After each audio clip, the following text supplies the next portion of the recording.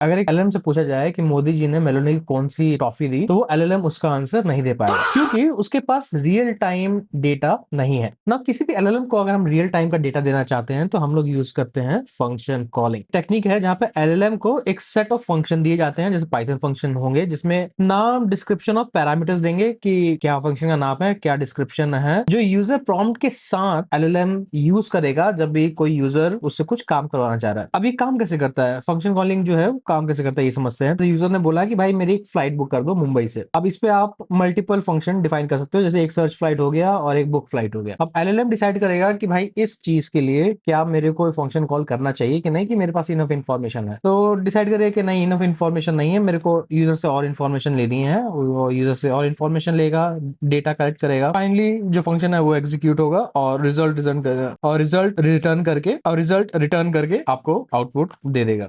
ना जब हमने फंक्शन डिफाइन कर दिया तो वो नॉर्मल किसी भी फ्रेमवर्क में हम एज अ टूल पास करते हैं। तो ये हमने टूल डिफाइन कर रखा है। Tool is nothing but function calling को ही हम लोग टूल बोल रहे हैं, और इसी चीज को एलएलएम जो है प्रोसेस करेगा। फिर हमने जब एजेंट डिफाइन किया तो उसका नाम है, मॉडल है, इंस्ट्रक्शन है, एंड देन टूल में हमने पास कर दिया कि क्या फंक्शन है जो ये कॉल कर सकता है।